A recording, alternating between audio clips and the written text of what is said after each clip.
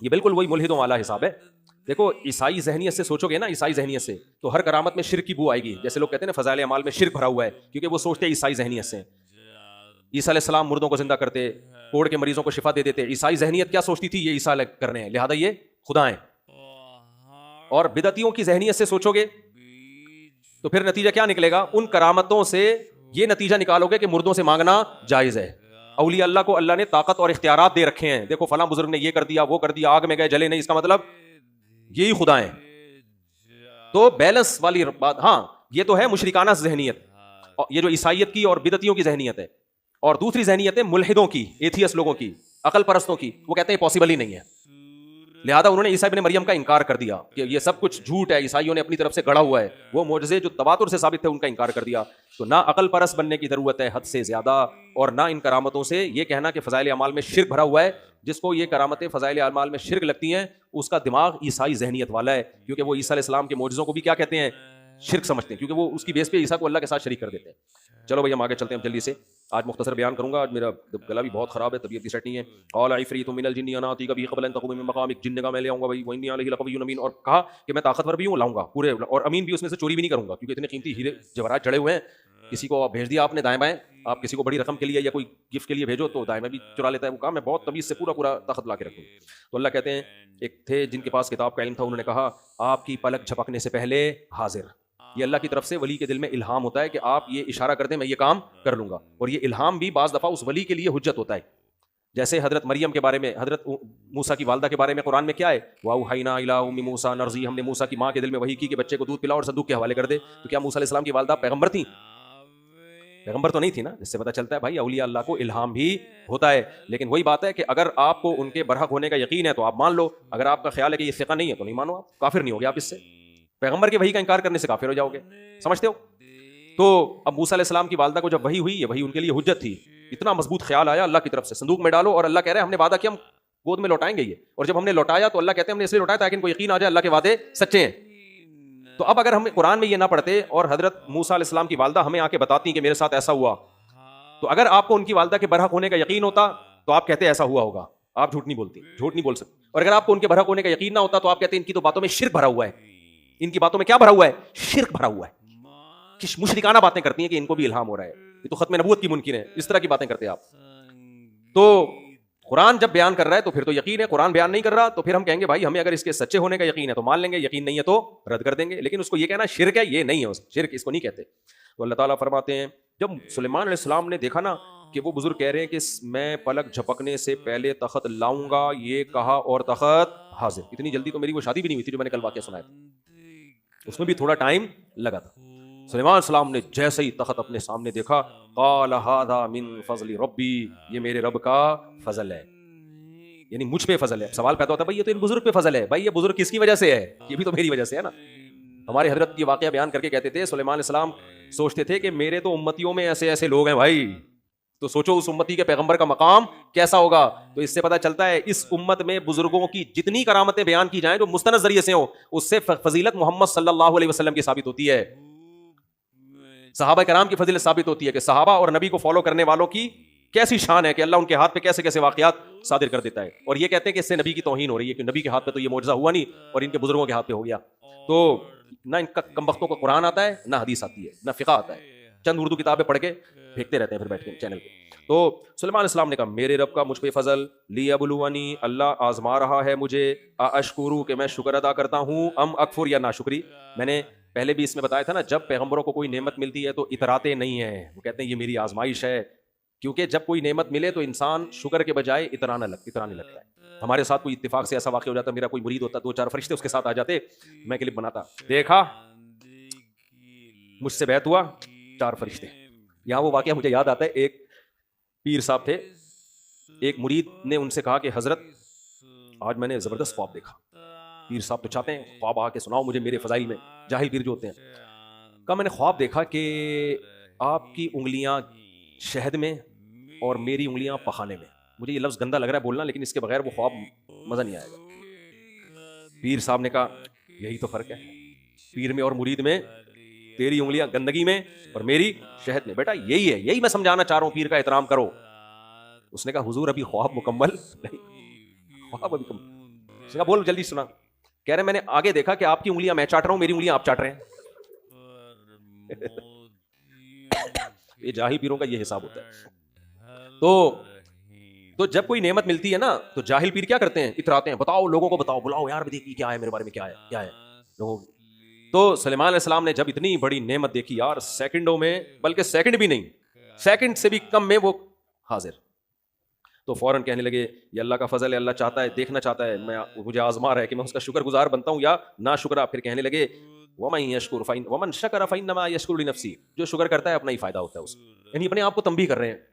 انسان کو پتہ چلتا ہے اپنے لیے بھی نصیحت کی ضرورت ہے اس کو. وَمَن كَفَرَ فَإِنَّ رَبِّي غَنِيٌّ كَرِيمٌ, اور جو ناشکری کرے میرے رب کو اس کوئی پرواہ نہیں ہے, وہ مستغنی ہے, اسے ضرورت نہیں ہے. پھر سلیمان علیہ السلام نے کہا ایسا کرو, بالکل وہی ڈیزائن کا تخت ہوگا, وہ تو آگ دیکھتے ہی پہچان جائے گی, ہم تھوڑا سا اس کو سرپرائز دینا چاہتے ہیں, کیونکہ یہ پاسبل ہی نہیں ہے نا اتنی جلدی تخت آ جائے. دیکھو یہ بھی دعوت تبلیغ کا ایک طریقہ ہے یا نہیں ہے, کیسا ٹیکنیکل طریقہ.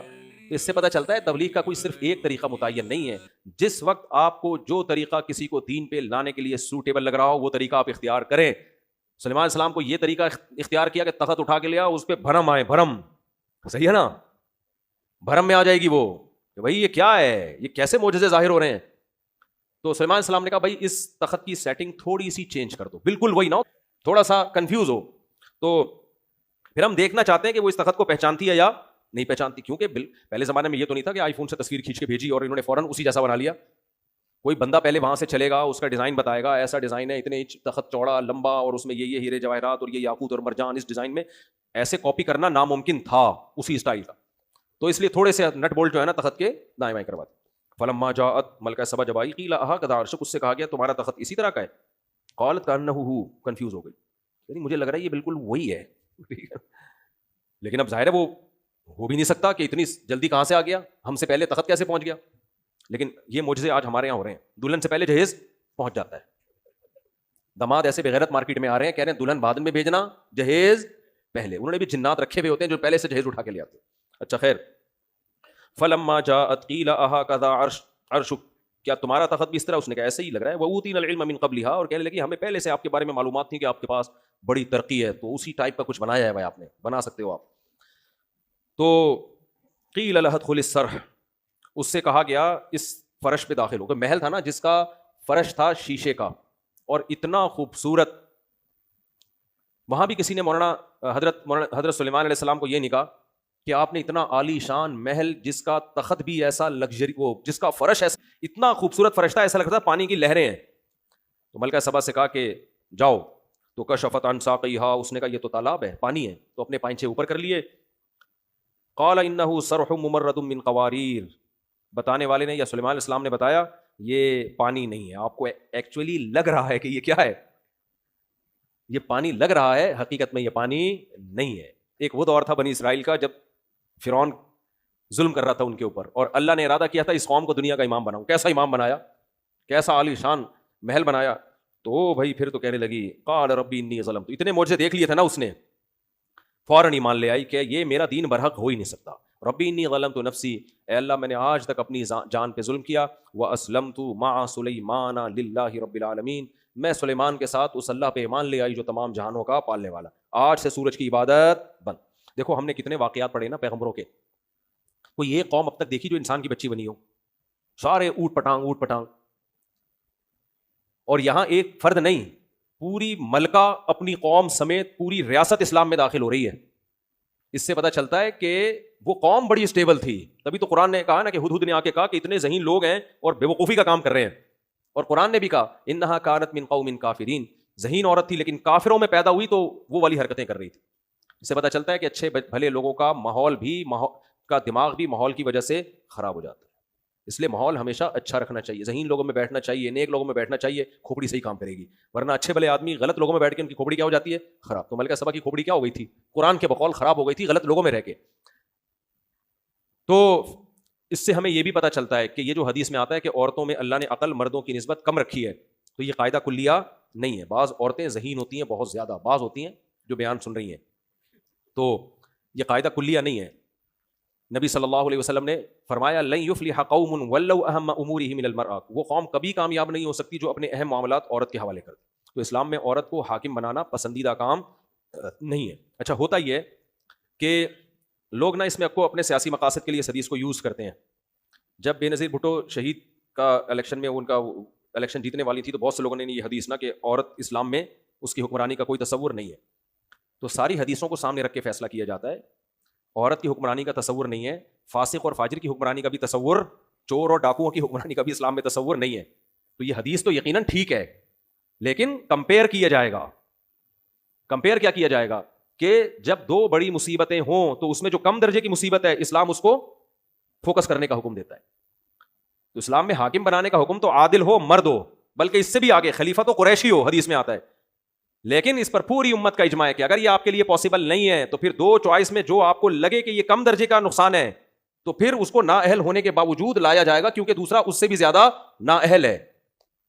تو اس لیے اگر کسی کنٹری میں کسی عورت کو وزیر اعظم بنایا جا رہا ہے اور اس کے مقابلے میں ہے تو مرد, تو شریعت فوکس تو مرد کو کرتی ہے, لیکن اس مرد کا کرپٹ ہونا, ملک کے لیے نقصان دہ ہونا 100% ثابت ہو جائے تو پھر ایسے موقع پر اس عورت کی سلیکشن کی جائے گی. سمجھتے ہو کہ نہیں سمجھتے؟ پھر یہ حدیث دینا کہ حدیث میں آتا ہے کہ عورت کو حکمران نہیں بنایا جا سکتا, تو حدیث میں تو فاسق و فاجر کو بھی نہیں بنانے کا حکم.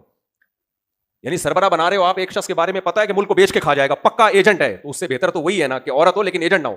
یا تو کوئی تیسری چوائس ہو نا تو پھر اس کی طرف جایا جائے گا, لیکن جب تیسری کوئی چوائس نہیں ہے, دو میں سے ایک کا انتخاب کرنا ہے, تو پھر شرعن یہ بھی جائز ہے. اب میں یہ نہیں کہہ رہا بے نظیر بھٹو شہید کو ووٹ دینا چاہیے تھا کہ نہیں دینا چاہیے تھا, وہ تو ایک سیاسی بحث ہے. لیکن ہمارے جو سیاسی لوگ ہیں وہ جانتے بوجھتے ہوئے بھی بعض دفعہ مذہب کا غلط استعمال کر رہے ہوتے ہیں سیاست کے لیے. پھر انہی کو جب اتحاد کرنا ہوتا ہے تو وہ ساری حدیثیں بھول جاتے ہیں, ٹھیک ہے نا, وہ سب حدیثیں غائب ہو جاتی ہیں. تو یہ چل رہا ہے مارکیٹ میں. تو قرآن سے پتہ چلتا ہے ملکہ سبا بہت ذہین تھی, اور دیکھو کتنے آرام سے حساب کتاب ہو گیا. سلیمان علیہ السلام کی دعوت قبول کر لی, اس کی ریاست بھی باقی رہی, اس کی حکومت بھی باقی. ہو سکتا ہے سلیمان علیہ السلام نے اس کی ریاست کو اپنا ایک صوبہ بنا لیا ہو کہ بھئی اب یہ آپ کا کنٹری ہمارے کنٹری کا ایک صوبہ ہے. تو ہم بلا وجہ کی حق کی مخالفت میں آ کے نقصان کرتے ہیں, اور اس نے تحقیق کی. اسی وجہ سے حدیث سے بھی یہ بات ثابت ہے, قرآن سے بھی یہ بات ثابت ہے کہ جب اسلام کی دعوت دنیا میں پھیلے تو غیر مسلم پر خود لازم ہے کہ وہ تحقیق کرے. اگر وہ تحقیق کیے بغیر مر جاتا ہے تو قیامت کے دن اس سے سوال ہوگا. یہ اس کی ذمہ ہے کہ تحقیق کرے کہ محمد صلی اللہ علیہ وسلم سچے نبی تھے یا نہیں تھے. تو ملکہ سبا نے تحقیق کی کہ نہیں کی سلیمان علیہ السلام کے بارے میں؟ آج گلا بہت زیادہ خراب ہے, مجھ سے بولا نہیں جا رہا, آج یہیں مختصری کرتے ہیں, بس ہم ختم کرتے ہیں. تو باقی لوگ اس میں ایک سوال پوچھتے ہیں کہ ملکہ سبا کی سلیمان علیہ السلام سے شادی ہوئی تھی کہ نہیں ہوئی تھی؟ سلیمان علیہ السلام کی 100 بیویاں تھیں حدیث صحیح بخاری کی حدیث کے مطابق, ان میں ایک آدھ ملکہ سبا بھی ہو تو ہمیں کوئی اعتراض نہیں. اور ویسے بھی ملکاؤں کے لیے ان کے جوڑ کے رشتے بادشاہوں ہی کے ہوتے ہیں. ایسا تو ہو نہیں سکتا کوئی ملکہ ہو اور میٹرک پاس سے اس کی شادی کرا دی. تو اس پہلے زمانے میں اس کا بڑا خیال کیا جاتا تھا کہ عورت کا نکاح اس کے کفو میں ہو, جوڑ میں, عورت اپنے سے کمتر میں نہ جائے. تو ملکہ سبا سے کمتر تو کوئی تھا نہیں, ملکہ سبا کے لیے حضرت سلیمان علیہ السلام سے بہتر تو کوئی تھا نہیں. اور یہ صحابہ کی بھی سنت ہے. جب ایران فتح ہوا نا تو وہاں سے شہزادیاں قید ہو کے آئیں, تو حضرت عمر نے کہا ان کو باندی نہیں بنا جائے گا, بادشاہ کی بیٹیاں ہیں. یہ مسلمان اس کا شروع سے خیال کرتے رہے ہیں کہ عزت دار کو عزت دو. حدیث میں آتا ہے انزل الناس منازلہم, لوگوں سے ان کے جو مرتبہ ہے نا اس کے حساب سے تمہارا بیہیویئر ان کے ساتھ ہونا چاہیے. تو صحابہ اور خود نبی نے بھی اس پر عمل کیا ہے. حضرت صفیہ جنگ میں قید ہو کر آئیں تو کسی نے کہا ہارون علیہ السلام کی اولاد میں ہے, سردار کی بیٹی ہیں, ان کا باندی بننا مناسب نہیں ہے, تو ان کو آزاد کروایا گیا. پھر نبی نے ان سے نکاح کیا ہے, وہ امہات المومنین میں بنی ہے وہ. تو حضرت جب یہ جو حضرت عمر کے دور میں ایران فتح ہوا, شہزادیاں آئیں تو ان کو باندی سے آزاد کروایا گیا, اور ان کا نکاح حضرت حسن و حسین سے کروایا گیا ہے. سمجھتے ہیں حضرت عمر نے کیا فرمایا کہ شہزادیاں ہیں, ان کے نکاح بھی کس سے ہوں گے؟ شہزادوں سے ہوں گے. تو یہاں بھی ایسا ہی ہے کہ ملکہ تھی تو کس سے ہونا چاہیے نکاح؟ سلیمان علیہ السلام نے کیا ہوگا, میری رائے ہے. باقی آخرت میں ان سے پوچھ لیں گے کس سے کیا تھا نکاح.